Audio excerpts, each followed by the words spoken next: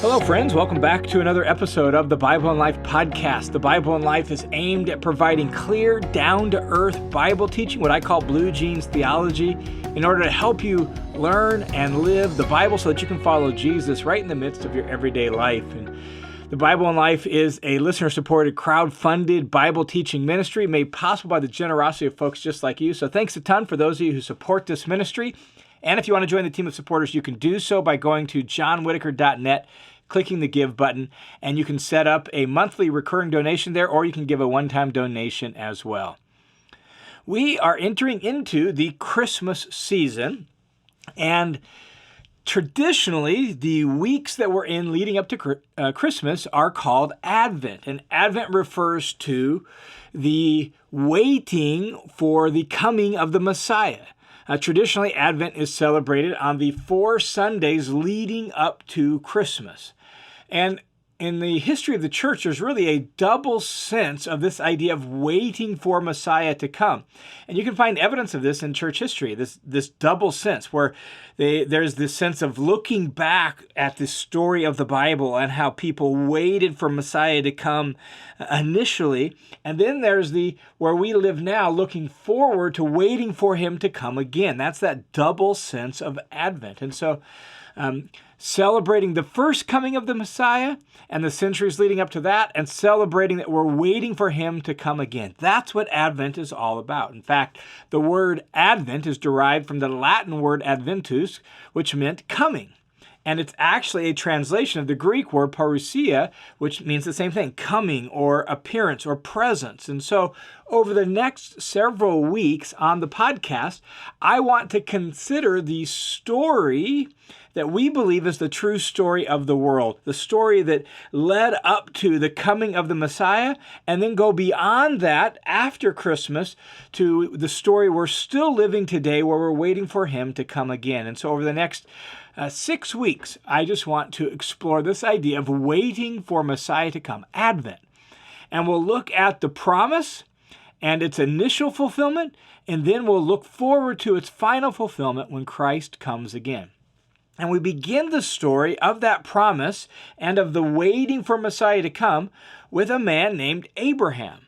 And it's important to remember that when we talk about the story that's recorded in the Bible, these aren't just fables or myths or stories. These are events that happened in the real world, in space and time, in history. This is the story of world history about what went wrong in the world and how it will be fixed, as told by the authors of the Bible. And so when we talk about the promise given to Abraham, we need to remember that Abraham was a man from ancient Mesopotamia. His family was originally from a well-known city in Mesopotamia, Ur, in Chaldea, which is located in modern Iraq. And by the time God called Abraham, he and his family had left Ur, and they had moved northwest to another well-known ancient city, the city of Haran. And that's actually located in southeastern Turkey today. Abraham lived approximately 2,000 years before Jesus.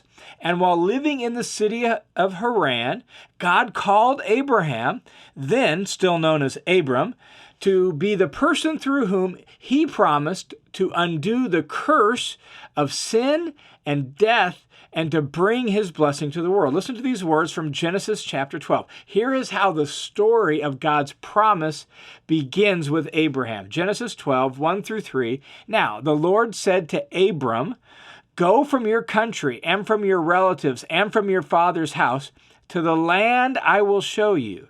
And I will make you into a great nation, and I will bless you. And I will make your name great, and you shall be a blessing.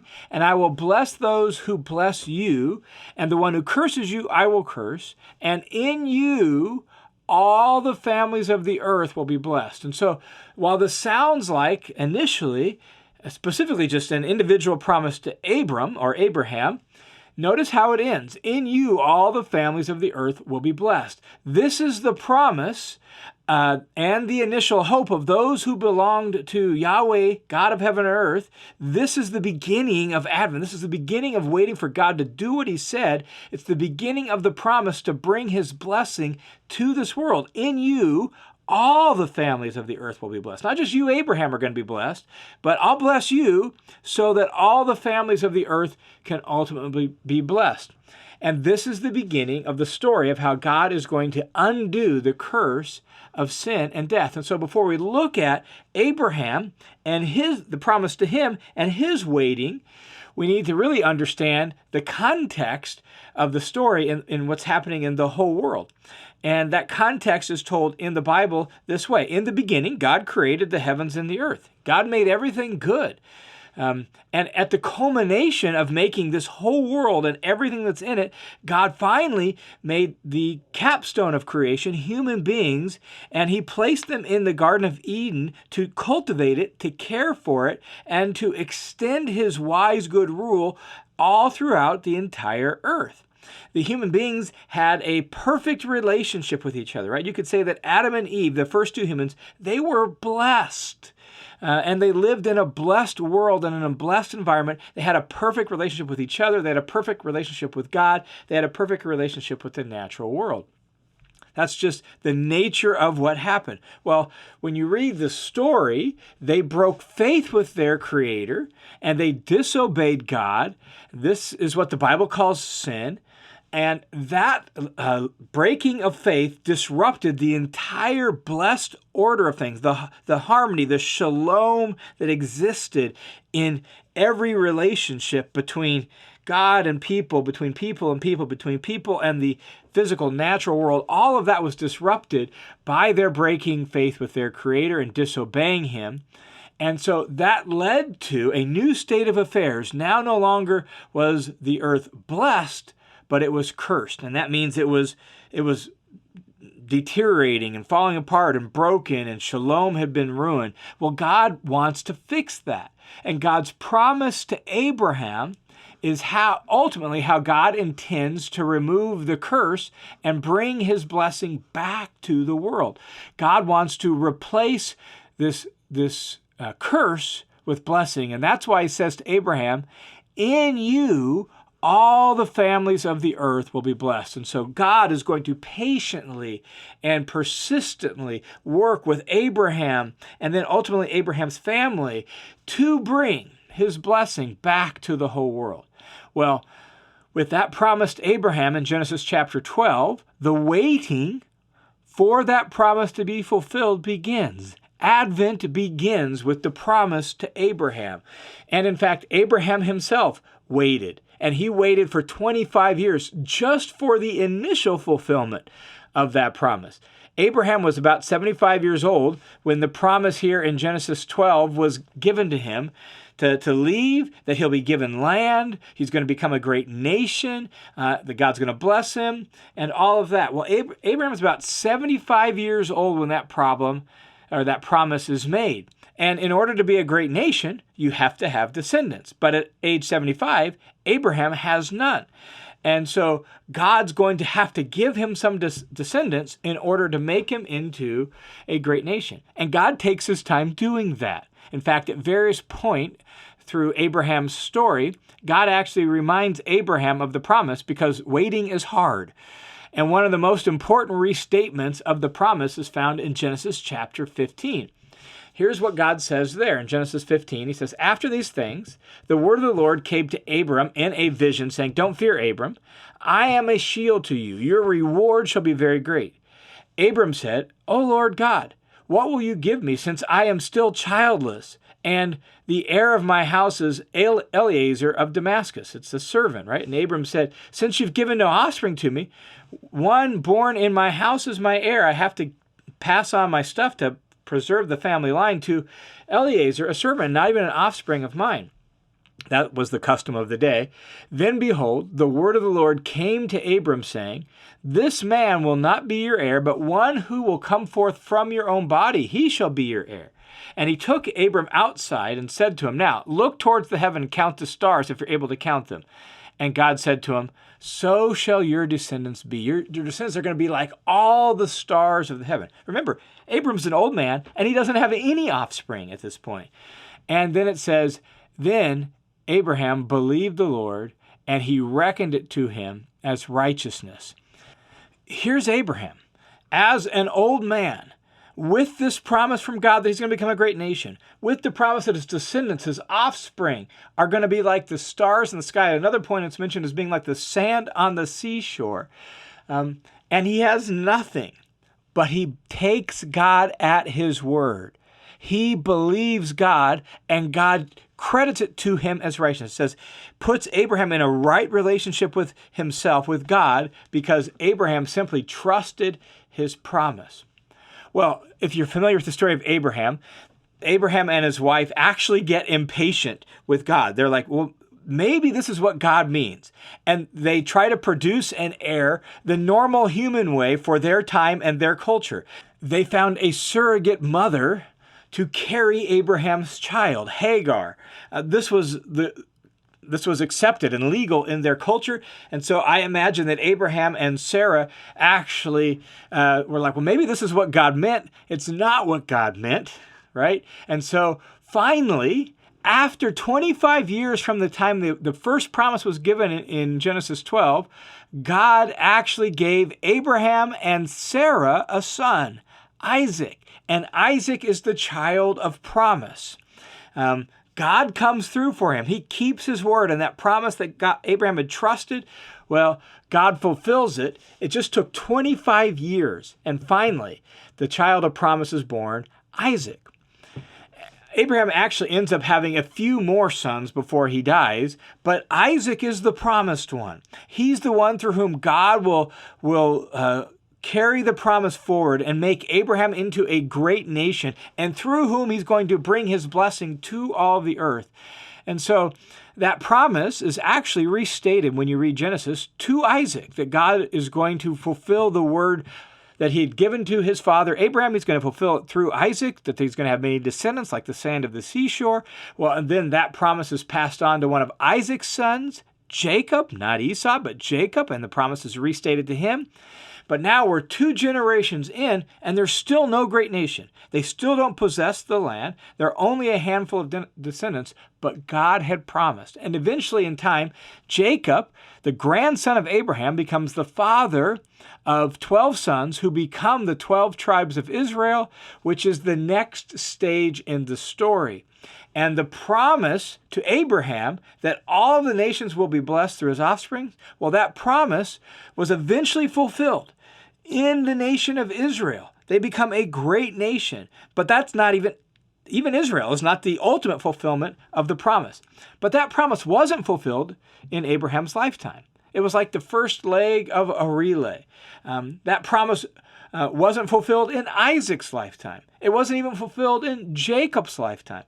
Each of those patriarchs in the Bible saw bits and pieces of the fulfillment.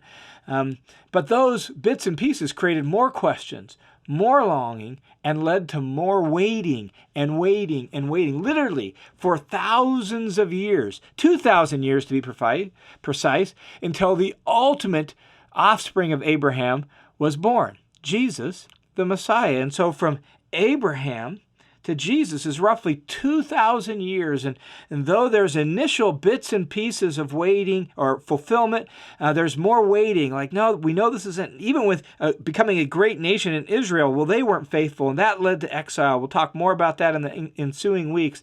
But eventually, 2,000 years after the promise was given to Abraham, the ultimate son of Abraham was born, Jesus the Messiah. Listen to these words from Matthew, the Gospel of Matthew, chapter 1. It's a genealogy, but it's important because it picks up the promised Abraham.